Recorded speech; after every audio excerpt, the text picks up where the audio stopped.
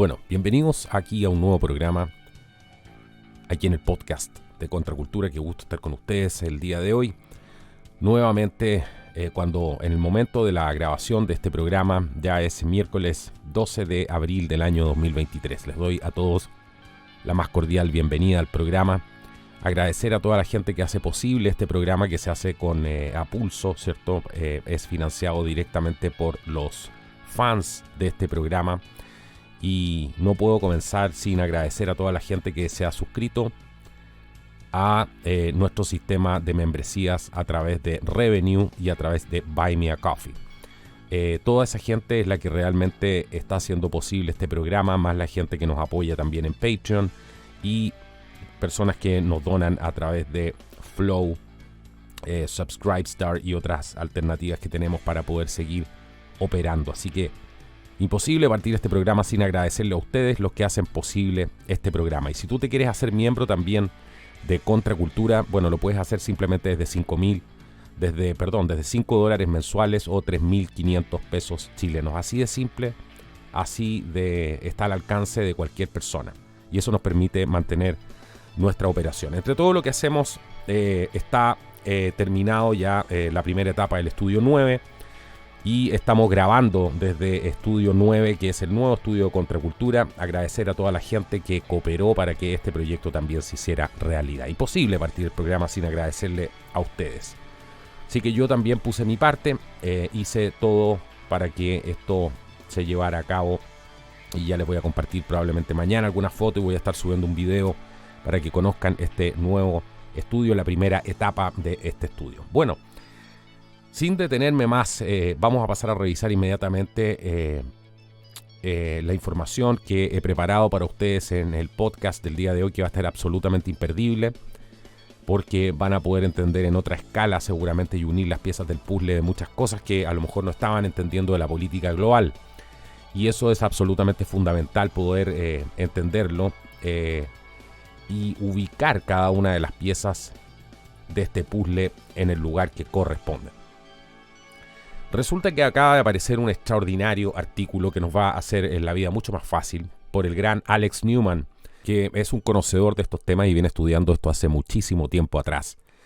Y él está hablando de cómo las Naciones Unidas está buscando nuevos poderes amplios, en qué consisten estos poderes amplios que por supuesto configuran lo que se denomina un sistema de gobernanza global, ¿cierto? Esto que ustedes conocen como el famoso nuevo mundial, y que tiene otros nombres también, ¿cierto? Pero normalmente ese es el nombre más común, y el nombre, digamos, político, ¿cierto? El nombre artístico que le da a esta organización es el tema de gobernanza global, y ustedes pueden ver esto en diferentes documentos de las Naciones Unidas. Así que, ¿qué es lo que pueden esperar del programa del día de hoy? Bueno, vamos a hablar justamente de cómo las Naciones Unidas están buscando el nuevo tipo, estos nuevos, digamos, tipos de poderes amplios y herramientas para poder conseguir este objetivo de la gobernanza global, para poder hacerse mucho más fuertes frente a emergencias internacionales. Viven de las emergencias, ¿cierto? Viven de la catástrofe, viven del caos, y eso, por supuesto, les sirve para poder construir esta gobernanza global. Estamos hablando aquí de emergencias internacionales, ¿cierto? Puede ser de salud, crisis económicas, crisis de seguridad en los distintos países.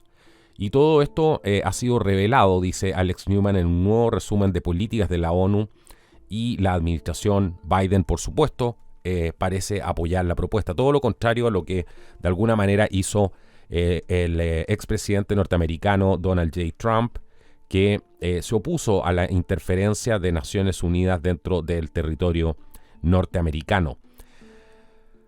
Vamos a ver aquí justamente de qué se trata esto, porque aquí hay un plan para poder crear una plataforma de emergencia, y eso es lo que es fundamental poder entender. Todo esto implicaría, según Newman, un conjunto de protocolos activados durante las crisis. Y estos protocolos podrían afectar a miles de millones de personas que ya han generado, por supuesto, estos fuertes preocupaciones y críticas por parte de los analistas y los políticos estadounidenses.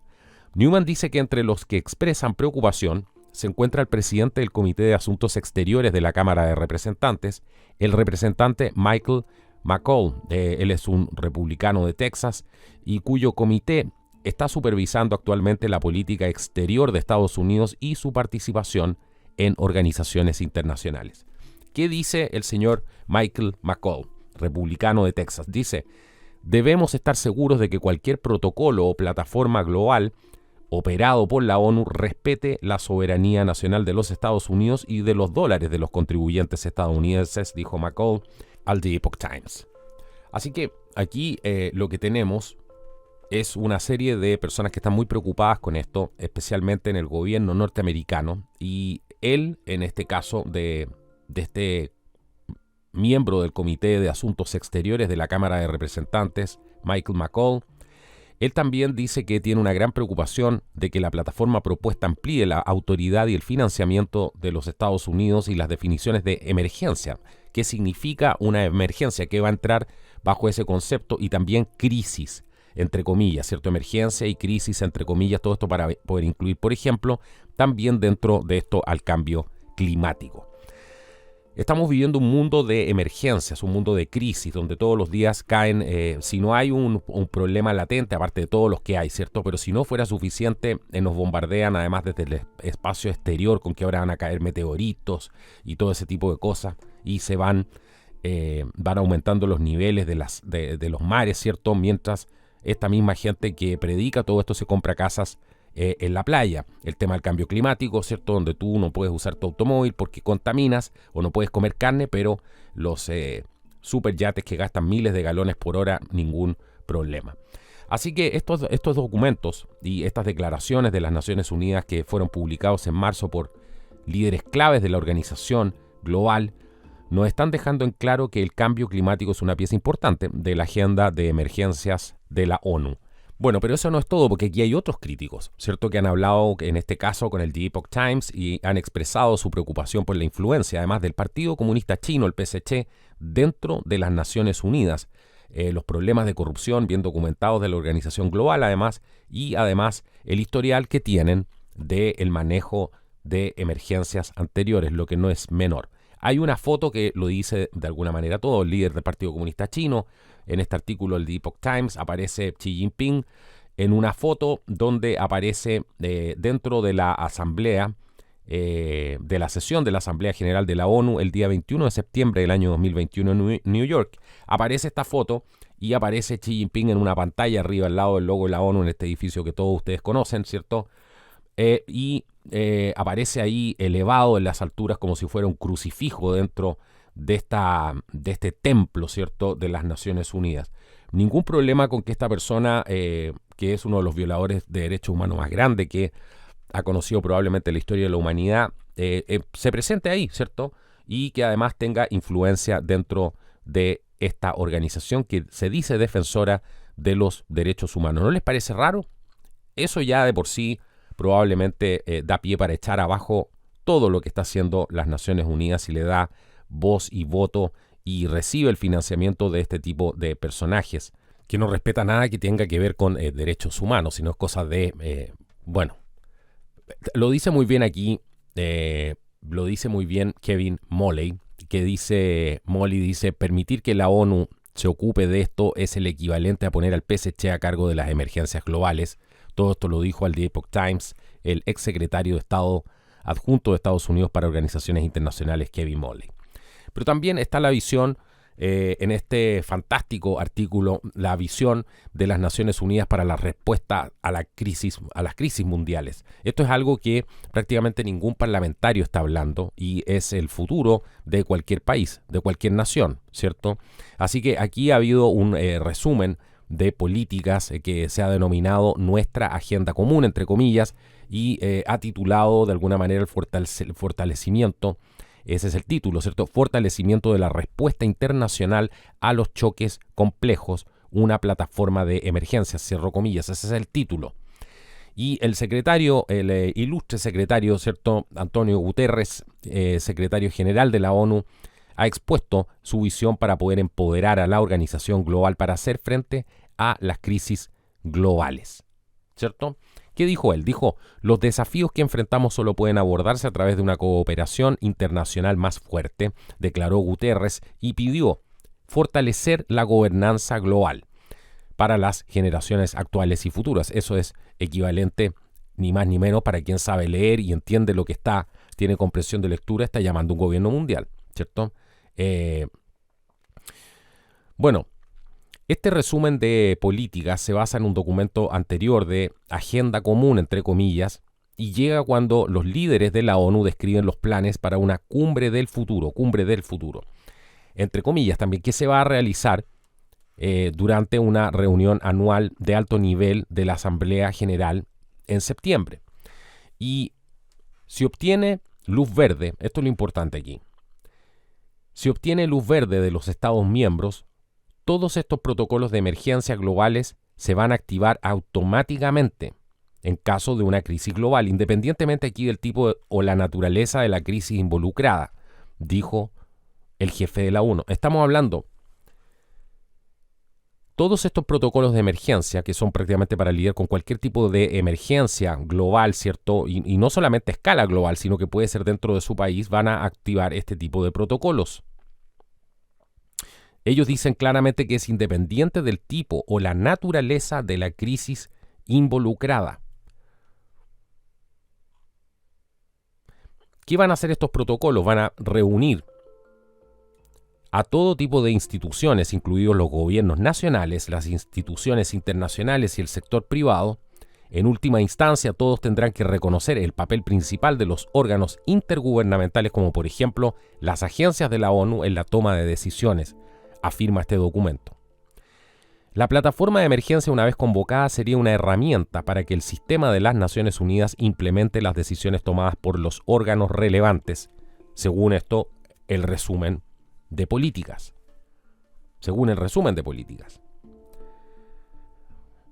¿Qué ha dicho, por ejemplo, porque es importante irle siguiendo el paso a todo esto? ¿Qué ha dicho el Departamento de Estado?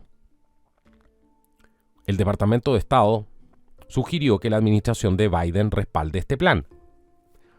¿Qué dijo? Dijo, la administración ha dejado en claro su firme creencia de que la seguridad nacional de Estados Unidos se beneficia mejor si se involucra activa y ampliamente con la ONU y otras organizaciones internacionales, dijo el portavoz a The Epoch Times en un comunicado enviado por correo electrónico sobre esta propuesta. La ONU, dijo, es tan efectiva, transparente y responsable como lo exigen sus miembros, y Estados Unidos trabaja incansablemente para garantizar que la ONU cumpla con esas demandas. Para entender, ¿cierto?, lo que él está diciendo, habría que ir un poco a la historia, ¿cierto? Cómo se creó las Naciones Unidas, cuando en aquel entonces estaba China. No, partamos por orden. Estaba Estados Unidos, el Reino Unido, China y la Unión Soviética. Así comenzó.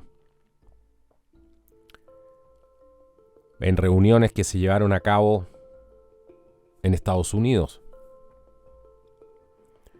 donde la participación de los Rockefeller fue fundamental para dirigir a este organismo,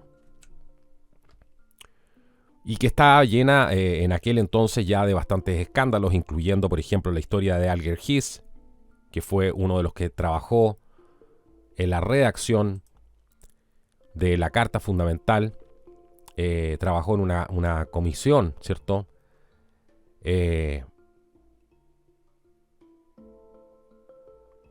Y fue además funcionario clave del Departamento de Estado durante todos los años de la formación, los primeros años de formación de las Naciones Unidas, en realidad. También él se desempeñó como secretario general para la reunión de San Francisco en la que se fundó la ONU. Esto fue en 1945. Después, el señor Whittaker Chambers lo demandó, ¿cierto? En realidad lo fue a denunciar y fue al revés. El que demandó fue Alger Hiss, demandó a Whittaker Chambers y lo demandó por $75,000 en aquella época. Todo esto fue un escándalo porque Whittaker Chambers dijo que el señor Alger Hiss trabajaba para la KGB y que era un espía soviético. Aquí, bueno, todo esto fue un escándalo a niveles impresionantes y aparecieron bastantes testigos después, porque esto fue conocido en aquel entonces como prácticamente el juicio del siglo. Estuvieron involucrados los pumpkin Papers, los papeles de calabaza, ¿cierto? Porque después el señor Whittaker Chambers condujo a parte de los investigadores de la comisión a una granja que tenía en Maryland, y ahí en esa granja, bueno, estaban estas calabazas, y una de ellas contenía películas de 35 milímetros sin 3 rollos, para ser exactos, de películas sin revelar. Y en el fondo lo que estaban ahí tratando de probar mediante estas películas que fueron encontradas era que el señor Hiss estaba pasando documentos del Departamento de Estado, ¿cierto?, a la KGB. Es importante entender esta historia. ¿Por qué les hago este flashback, este recuerdo, ¿cierto? Porque la historia de la fundación de Naciones Unidas de alguna manera está llena de estas tramas, no solamente de espionaje, sino que una serie de cosas más, de tintes ya más de religión de la nueva era, poco menos. Hemos hecho algunos programas con referencia a esto que son muy interesantes. Pero lo concreto es que en 1966, para terminar con esto, después de la muerte del señor Hiss, que como les decía participó en la redacción de la Carta de las Naciones Unidas, que se publicó luego en el año 48, se desclasificó una colección de los también llamados descifrados de Verona. Y uno de los mensajes, que estaba fechado el 30 de marzo de 1945, hacía referencia a un estadounidense que tenía un nombre clave. ¿Cuál era ese nombre clave? Ales se llamaba. Y este mensaje lo que decía era que Ales era un agente soviético que trabajaba en el Departamento de Estado y que tenía ciertas peculiaridades, por decirlo menos, ¿cierto?, dentro de las misiones que había cumplido dentro de su carrera, especialmente en el Departamento de Estado. Y una de ellas era que acompañó al presidente Roosevelt a la conferencia de Yalta. Estuvo con él en el año 1945 y luego voló a Moscú. Ambas cosas, curiosamente, también las hizo Hiss. Y este mensaje de los descifrados de Verona, que se les denominó, continúa indicando que este agente de la KGB, Ales, además se reunió con Andrei Vyshinsky, el comisario en ese tiempo de Relaciones Exteriores, y fue elogiado por su ayuda a los soviéticos. Finalmente, muchos, pero aquí se habla de que los analistas en general de la Agencia de Seguridad Nacional que trabajaron en este caso dejaron constancia de que Ales solo podría haber sido Alger Hiss. Todo esto es una tremenda trama de espionaje desde el principio, desde el acta de creación, ¿cierto?, de la fundación de las Naciones Unidas. Por ejemplo, estuvo involucrado ahí Steven Schlesinger, que proporcionó también un relato completo del control estadounidense de esta conferencia, también de la Agencia Militar de Estados Unidos sobre todo lo que eran los tráficos de cables que había en ese tiempo a los delegados, también la vigilancia que tenía el FBI sobre todos los movimientos en la ciudad de estos delegados. Había un hombre que estaba a cargo de esta operación de espionaje y de descifrado de códigos de San Francisco, que indicó su propia sensación de logro. ¿Qué fue lo que dijo él, esta persona, este hombre a cargo de esta operación de espionaje, que no sale, por supuesto, el nombre aquí? Dice: la presión del trabajo finalmente ha disminuido y el día 24 de 24 horas se ha cortado. El sentimiento en la rama es que el éxito de la conferencia puede deberse en gran parte a su contribución. Todo esto es impresionante. Lo que sucedió ahí, por eso hago este paréntesis para que puedan de alguna manera empaparse de estas historias de espionaje que son muy interesantes por lo demás. El caso de Robert Hildebrandt describe él muy bien la atmósfera que rodeaba toda esta conferencia, ¿cierto? El acta de creación de las Naciones Unidas, y cómo otra persona que nombra aquí, que es Stettinius, llevó a cabo negociaciones con los británicos y los soviéticos. Recordemos que todo esto se diseñó para que participaran los americanos, los británicos, los soviéticos y los chinos. Eso de China no viene de ahora. Esto estaba planificado hace muchísimo tiempo. Este Robert Hildebrandt describe cómo se llevaron a cabo algunas de las negociaciones. y cómo los negociadores británicos llevaron a los soviéticos a un club nocturno que se llamaba Diamond Horseshoe. Todo esto para tomar cócteles, ¿cierto?, con Nelson Rockefeller, que tuvo un papel que no era oficial en toda esta conferencia, pero finalmente era él el que movía los hilos, ¿cierto? Movía no solamente a las delegaciones de Rusia, China, trataba de limar las asperezas entre Rusia y China porque habían problemas ahí, no se querían juntar, así que hubo que ablandar esa situación, se tuvieron que juntar más tarde, y también trató de poner de su lado a las delegaciones latinoamericanas. Presionaba para que se aceptara el pacto de Chapultepec. Así que hubo muchas batallas que ganó Rockefeller por algo, cuando se dice puso el dinero para el edificio de las Naciones Unidas, para que se vayan haciendo una idea del ambiente, ¿cierto? Este ambiente que había en aquella época. Y de ahí, por supuesto, nació más tarde la OTAN. Esto se lo dijo Dulles, ¿cierto?, que fue jefe de John Foster Dulles, que fue jefe del FBI. Él reconoció que Rockefeller había ganado la batalla en una de estas en esta conferencia, ¿cierto?, para la creación de las Naciones Unidas. Pidió que se incluyeran palabras puntuales en el artículo 51 de la Carta, que en aquel entonces, bueno, hacían referencia y que, bueno, todavía están a la legítima defensa individual o colectiva a nivel regional. Más tarde, el jefe de la CIA, el señor Dulles, le dijo a Rockefeller, le dé una disculpa. Si no lo hubieran hecho, tal vez nunca hubiéramos tenido a la OTAN. Todo esto en este contexto, ¿cierto?, la legítima defensa individual o colectiva. Así que hay que recordar ciertos capítulos de la historia aquí para poder entender lo que está pasando hoy día con las Naciones Unidas. Porque la propuesta de la ONU ahora se ha dado a conocer cuando el multimillonario, el señor Gates, una de las voces más destacadas, ¿cierto?, durante la crisis esta que vivimos de salud, y uno de los principales financistas de la Organización Mundial de la Salud, la OMS, y también el tema de las inoculaciones, él pidió literalmente un departamento de bomberos, entre comillas, mundial para abordar las emergencias sanitarias internacionales. Escribiendo en el New York Times, esto fue el mes pasado, Gates dijo que un cuerpo de emergencia de salud global podría entrar en acción en cualquier momento cuando surja el peligro. Este cuerpo de emergencia de salud global representará, dijo, un progreso masivo hacia un futuro libre de pandemias, escribió Gates en un artículo de opinión.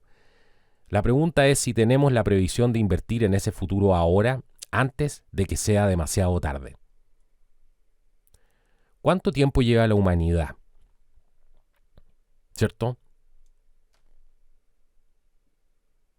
Están posando como salvadores del mundo. La humanidad lleva no sé cuánto tiempo conviviendo incluso con pandemias y todo este tipo de cosas, y para eso tenemos un sistema inmunológico, el cual hoy día se está poniendo en duda, ¿cierto? Porque no es negocio que la gente tenga un sistema inmunológico, que la gente sea saludable.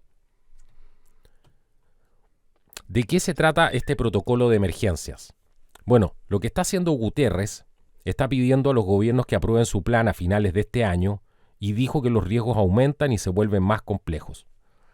La cooperación internacional, dijo Guterres, mejorada es la única forma en que podemos responder adecuadamente a estos impactos, y las Naciones Unidas es la única organización con el alcance y la legitimidad para reunirse al más alto nivel y galvanizar la acción global, dijo.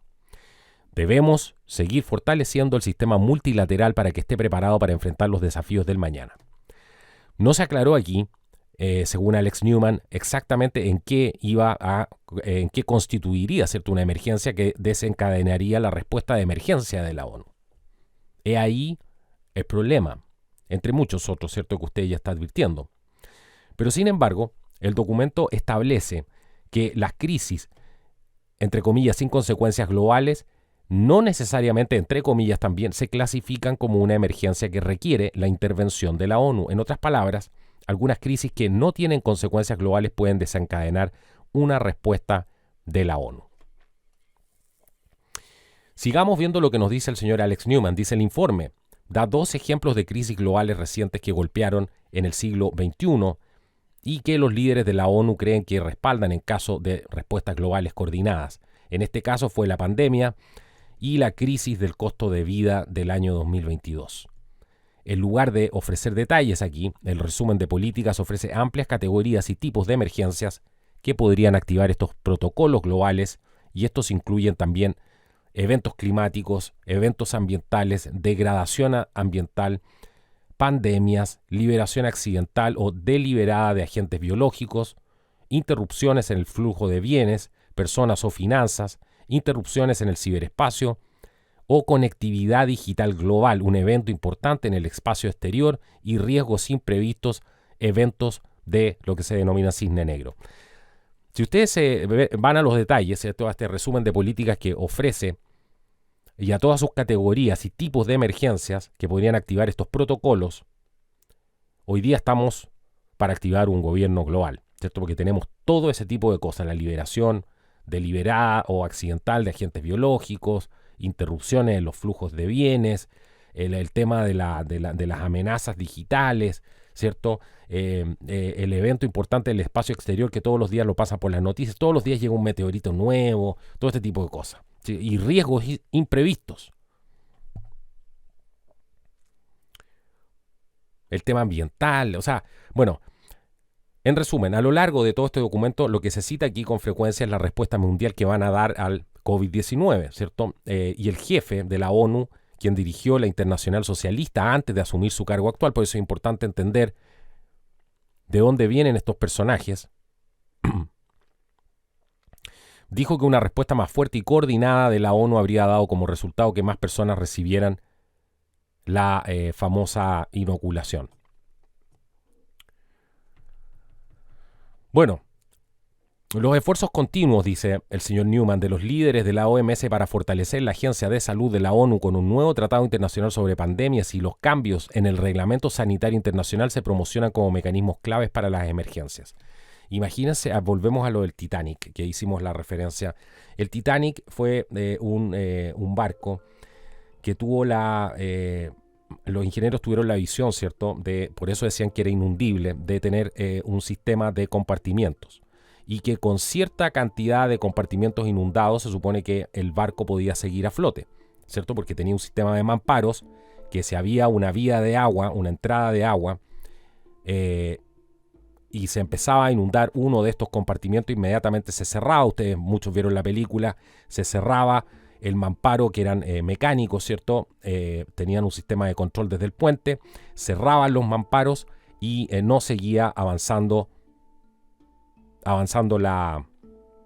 el agua dentro del buque, ¿cierto? Para que se inundara por completo y finalmente se fuera a pique, se hundiera. Aquí es exactamente lo mismo. Imagínense tener un protocolo, un reglamento sanitario internacional y se comete un solo error. Ese error se replica a todo el mundo y eso podría ser el fin de la humanidad. No hay mamparos, no hay países que hagan investigaciones independientes, no, todo es un poder supranacional como la internacional, ¿cierto? De aquellos años, que fue financiada por los mismos de siempre. Lo mismo dijo Elon Musk el otro día. Yo lo mencioné hace bastantes programas atrás, esta cosa del Titanic. Él dijo una cosa muy interesante, dijo, los países yo prefiero que sigan teniendo cierta autonomía. Porque si hay una emergencia a nivel global, algo muy grande, bueno, van a caer todos. En vez de eso, prefiero que, en el fondo, no puso el ejemplo del Titanic, pero dijo exactamente lo mismo. Así que tras la activación de estos protocolos de emergencia, ¿qué sería lo que pasaría aquí? Vamos a imaginarnos, como nos dice Alex Newman, ¿qué pasaría aquí? Se activan estos protocolos de emergencia, punto número 1. Y en ese momento, los líderes gubernamentales, las agencias también de la ONU, las instituciones financieras también internacionales, también el sector privado, la sociedad civil y los expertos serían convocados para la ONU a responder a este desastre, ¿cierto? Como Paw Patrol. Llegarían todos ahí a solucionar este problema. Es el secretario general de la ONU quien va a tener la potestad, ¿cierto?, de decidir cuándo se deberían activar estos protocolos. Y también identificaría a todos los participantes y supervisaría también sus contribuciones a la respuesta. Todo esto es explicado en el resumen de las políticas. Estas contribuciones mencionadas en el documento incluyen todo, desde proporcionar dinero hasta cambiar la política del gobierno. Escríbanle a sus congresistas que dicen que los vienen a salvar de que hablen de este tema. Aquí, entre las razones de la urgencia, nos dice el señor Newman, la ONU declaró que las emergencias internacionales podrían socavar el progreso hacia el logro de los controvertidos objetivos, ahí lo tenemos de nuevo, objetivos del desarrollo sostenible de la Agenda 2030, a los que los líderes mundiales de la ONU se refieren como el plan maestro para la humanidad. Yo le agregaría después de la esclavitud. Estos 17 objetivos que cubren prácticamente todas las áreas de la vida y han sido objeto de críticas, fueron firmados por prácticamente todos los gobiernos nacionales en el año 2015 con un fuerte apoyo de la administración Obama y también del PSC. Aunque el Senado de Estados Unidos no ha ratificado el acuerdo global como se requiere para todos los tratados, se está implementando en todo el mundo, ya que las políticas comerciales y gubernamentales se alinean con la agenda. Ahí entran usted ya está pensando, ¿cierto? La alianza público-privada. Una vez que ocurre un shock global complejo, una respuesta internacional más oportuna, predecible, efectiva, podría mitigar potencialmente algunos de los impactos de los objetivos de desarrollo sostenible y permitir que el proceso de recuperación comience antes, afirma el documento. La propuesta de consensuar protocolos para convocar una plataforma de emergencia apunta a lograrlo. El ímpetu para el plan de emergencias fue una promesa de los Estados miembros de la ONU durante el 75 aniversario de la Organización Global para fortalecer la gobernanza global, ¿cierto? Aquí es importante entender que aquí hay otros componentes, como bien menciona el señor Newman, que pocas veces se ponen en contexto, mucha gente lo está entendiendo mejor ahora, pero son políticas paralelas, ¿cierto?, para lograr esta gobernanza global y que son parte, por ejemplo, del gran reinicio que anunció el año 2020 también por Guterres y otros, como el señor Klaus Schwab, en el Foro Económico Mundial, que incluyen además, entre comillas, un contrato social renovado, dicen ellos, y el Foro Económico Mundial es un socio estratégico de la ONU en la implementación de la Agenda 2030, especialmente en términos de lograr que el sector privado se una a nivel mundial. Digamos que el Foro Económico Mundial es el mandante.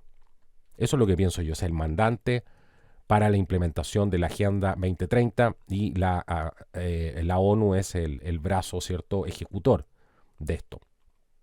Bueno, este plan de respuesta de emergencia de la ONU se publicó además junto con otro informe que se llama Nuestro Futuro Común, ¿cierto?, que pide un nuevo enviado especial para las generaciones futuras, entre comillas. También pide la creación de un laboratorio de futuros, cambios dramáticos en la política hacia lo que la ONU llama desarrollo sostenible y más.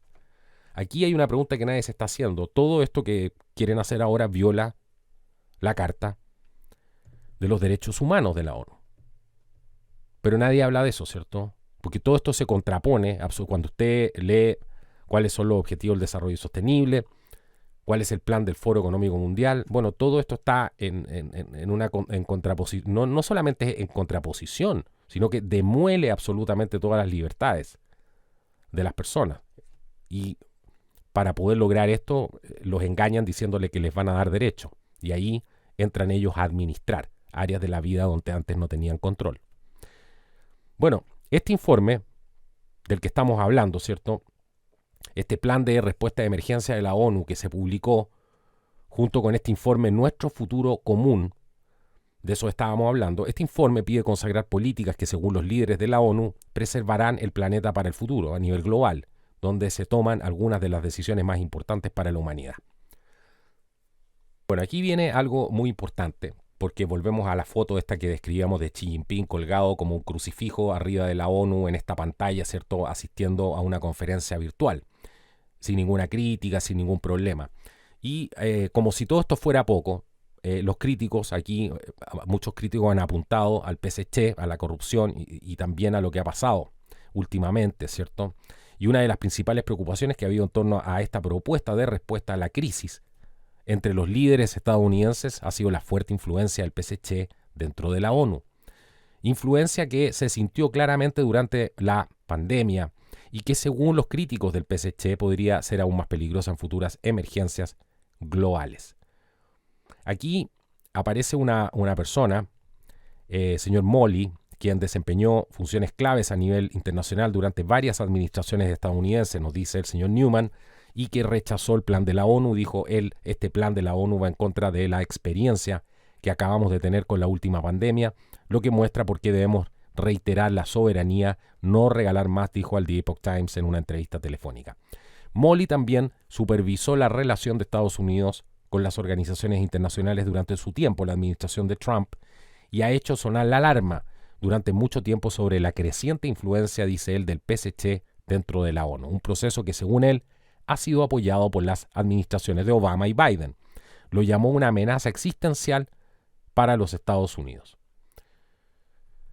Bueno, aquí hay toda una influencia, ¿cierto?, del PSC, sus aliados también. El Partido Comunista Chino da mucho dinero para la implementación de la Agenda 2030. Le conviene, por supuesto, esto, debilitar a Occidente a través de esto y, bueno, que sigan su modelo de alguna manera. Y aquí no solamente está el PSC, sino que también los aliados que tiene, que son en su mayoría autoritarios, digamos, y democráticos, ¿cierto? Como dicen ellos, sobre el sistema de la ONU, y que todo esto representa un gran peligro cuando se trata de propuestas para poder otorgar más poder al equipo global. Todo esto lo dijo Molly. Por eso dicen democráticos y autoritarios, ¿cierto? Entre comillas. Dijo Molly además lo siguiente, dijo, mientras los intereses mayoritarios de la ONU estén en manos del PSC y con la ayuda y la complicidad del G77, esta es una alianza de los 134 gobiernos, incluido además el PSC, esto no se puede permitir, dijo. Aquí hay un control bien documentado sobre las agencias clave de la ONU que tiene el PSC, incluso influencia que tiene sobre la mayoría de los Estados miembros. Y aprobar, dice él, este plan de protocolo de emergencia equivaldría a poner al régimen comunista a cargo de las crisis globales, según Molly. Teniendo en cuenta además que el PSC es una conspiración criminal más que un gobierno, y el hecho de que sus agentes ahora dominan vastas franjas de la ONU, esta es una receta para el desastre. Todo esto para que vayan dimensionando lo que se está tramando aquí. Tenemos que mirar cualquier cosa patrocinada por la ONU con gran escepticismo, pero desafortunadamente nuestro Departamento de Estado, especialmente ahora, no lo ve con escepticismo. En cambio, miran a Estados Unidos con escepticismo. En lugar de seguir el plan de la ONU, Molly pidió una renovación completa del Departamento de Estado de Estados Unidos. Dijo, es necesario llevarlo a la planta baja, señalando la obstrucción de los burócratas de carrera durante el mandato de Trump. ¿Qué más dijo Molly, que es muy interesante? Pongan atención, dijo, mientras el Departamento de Estado permanezca tal como está constituido actualmente, no tendremos diplomáticos que hablen por Estados Unidos, sino por el financiero multimillonario tío Jorge. Y sus fundamentos de la Open Society, de la sociedad abierta, el globalismo y todo lo que hace para socavar la soberanía estadounidense, dijo. También hay más críticos. Es importante escuchar los argumentos. El abogado internacional y ex investigador interno de la ONU convertido en denunciante Peter Gallo señaló la larga historia de corrupción, politización, escándalo de la organización, incluidos casos en los que la ayuda humanitaria se desvió e incluso se utilizó como arma con fines políticos. Más alarmante, sin embargo, es lo que Gallo describió como una explotación sexual y trata de personas de víctimas de tales desastres. Abro comillas. Gallo dijo, el personal de la ONU tiene un historial atroz de participación en esa explotación y la organización tiene un historial vergonzoso de encubrir denuncias de conducta sexual inapropiada en lugar de investigarlas adecuadamente. Hay otros exfuncionarios, junto con Gallo, que han utilizado datos de la ONU y estiman que más de 60.000 mujeres y niños fueron violados y abusados sexualmente por personal de la ONU durante la década del mandato de Ban Ki-moon. Este fue el anterior secretario general. Gallo dijo que se cree que es una estimación muy conservadora. Así que Él dijo que no hay evidencia de que nada mejore con Antonio Guterres, agregó Gallo, citando la impunidad de los perpetradores y los ataques a los denunciantes de la ONU que han tratado además de detenerlo, y teniendo en cuenta todo eso, Gallo sugiere que es un error que los gobiernos consideren confiarle a la ONU aún más poder para supervisar las respuestas de emergencia. ¿Quién más está aquí? El señor James Roguski, que criticó a la ONU y cuestionó además muchas de las afirmaciones que ha hecho en su resumen de política sobre los protocolos, estos protocolos de emergencia. Roguski dice, ridiculizó la implicación, de que los africanos sufrieron por no recibir suficientes vacunas contra el COVID de Occidente. En realidad se atribuyeron 16 veces más muertes per cápita a la COVID en América del Norte, del Sur, de Europa, en comparación a África, dijo al The Epoch Times, citando datos de la OMS y calificando las afirmaciones de la ONU como una mentira descarada. Roguski ganó prominencia nacional por su informe sobre los planes de la OMS para consolidar el poder sobre asuntos de salud global. Él dijo, en mi humilde opinión, las organizaciones globalistas no han podido aprender una gran cantidad de lecciones muy importantes durante los últimos 3 años, dijo. Señaló además que las políticas del COVID-19 que eran defendidas por la OMS y otras agencias de la ONU, dijo que eran perjudiciales y en algunos casos innegablemente dañinas y mortales. Y Roguski pidió un enfoque diferente. No han podido aprender que el control centralizado funcionó mucho peor que los tratamientos de salud individualizados y creativos que salvaron decenas de miles de vidas. De lo mismo que dijimos hace un rato atrás con el ejemplo del Titanic, ¿cierto? Nosotros, la gente, debemos oponernos a la implacable presión por el control centralizado y burocrático que los globalistas ofrecen como solución a los problemas del mundo. Necesitamos levantarnos y hablar en apoyo a las libertades individuales y a la soberanía nacional. Bueno, ahí lo tiene, un extraordinario el trabajo que hace Alex Newman, siempre tan bien documentado. Mucha de esta gente hay que reconocer, muchos de estos periodistas como Alex Newman, antiguamente tenían sus espacios, ¿cierto? Y hoy día están saliendo a medios abiertos a publicar como columnistas y todo porque ya es evidente todo lo que está pasando, ya no entra, ¿cierto?, del marco de una conspiración las personas que hablan. Alex Newman, por ejemplo, viene hablando de esto hace, 15 años. Quizá puede ser hasta más. No lo sé. No conozco su trayectoria año por año, pero lleva muchísimo tiempo haciendo esto y siempre poniendo artículos de primera calidad y muy bien documentados. Así que bueno, ahí lo tienen. Ese es el tema del momento. Este es el tema del momento mientras estamos distraídos a lo mejor con algunas cosas que sí son importantes, por supuesto, porque en realidad los países están estallando en violencia, en delincuencia desatada. Y aquí, ¿qué es lo que pasa? ¿Qué es lo que no hay que perder de vista? Primero, ¿quién promueve esto? ¿Cierto? Y segundo, ¿quién quiere el monopolio de la solución? Estar ahí para ellos aplicar la solución. Y que por ningún motivo el pueblo de ese país participe de la solución al problema. En ningún caso. Ellos quieren el monopolio de la solución del problema. Para eso se creó el problema. Para eso se crearon los problemas. Para eso se crearon las emergencias. Para llevarnos a una gobernanza global. Así que tener mucho cuidado con lo que la gente pide. Porque esto está hecho para que la gente pida orden, si se dan cuenta, ¿cierto? Para que la gente pida una solución.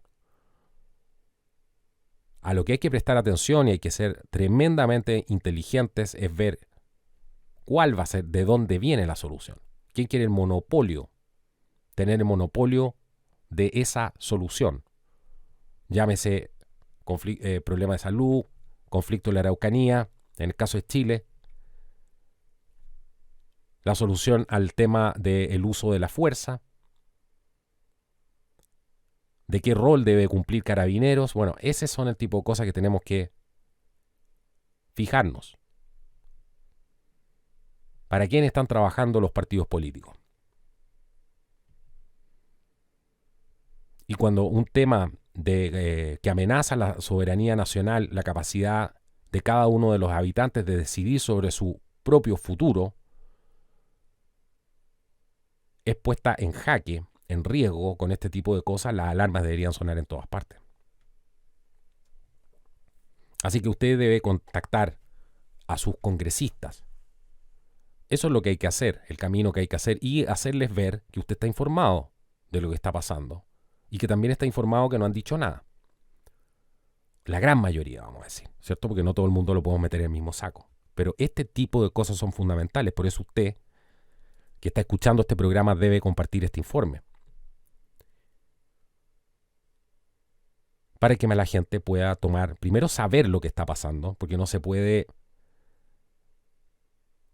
luchar contra esto a ciegas. Primero hay que saber lo que está pasando, hay que tener la información para poder tomar decisiones informadas, y eso significa tomar una buena decisión y no caer en los engaños, porque esto está lleno de trampas y lleno de engaños. Así que me voy con esa reflexión. ¿Quién quiere la administración, cierto? La administración de la solución. ¿Quiénes están interesados en esa administración de estas soluciones para estos problemas que requieren la gobernanza global? Piénselo. Y le aseguro que va a poder entender muchas cosas más. Y esto no tiene que ver, en este caso, con un análisis político, si ustedes se dan cuenta. Aquí estamos hablando de solo hechos que se están configurando y lo estamos analizando aquí. Así que esto es fundamental. Bueno, agradecer a toda la gente y decirles que necesitamos tu apoyo para poder continuar con este programa, para poder seguir financiando este programa, que es un tremendo esfuerzo. Seguir sacando, produciendo contenidos, necesitamos tu apoyo. ¿Cómo lo puedes hacer? Bueno, abajo en la descripción del video y en el primer comentario fijado vas a poder encontrar todas las maneras de hacerlo. Es tan simple como hacerse miembro del canal por 3.500 pesos mensuales o $5 mensuales. Y con eso nos vas a ayudar a tener un apoyo constante que nos va a permitir generar más contenidos en cualquier plataforma, que también es sumamente importante. Así que les recuerdo que nos pueden encontrar, que nos pueden apoyar, pueden también compartir este video, que es fundamental, y apoyarnos también en otras redes sociales, ir a otras redes sociales como tenemos también en la plataforma de videos Rockfin. Acabamos de inaugurar Insiders de Contracultura, que es un nuevo programa, que lo pueden ver ahí, con contenido exclusivo. Ya estamos empezando a subir los primeros programas en Insiders de Contracultura. También en Contracultura Radio a través de Spotify, a través de Spreaker, también nos puedes encontrar, iHeartRadio. Estamos en una serie de otras plataformas. En SoundCloud también está Contracultura, así que es cosa de que busques, lo vas a encontrar. Y si te complica el tema de estar escuchando, por ejemplo, hay gente que quiere estar en el auto escuchando el programa, bueno, lo puedes hacer mediante la aplicación de Spreaker, por ejemplo, o de Spotify, donde sea. Todo eso hemos innovado. La página web, el website de Contracultura está a punto, funcionando. Las notificaciones se están enviando. Puedes hacerte miembro también de manera completamente gratuita, suscribiendo, metiendo tu correo electrónico, tu nombre, no es necesario poner apellido, nada.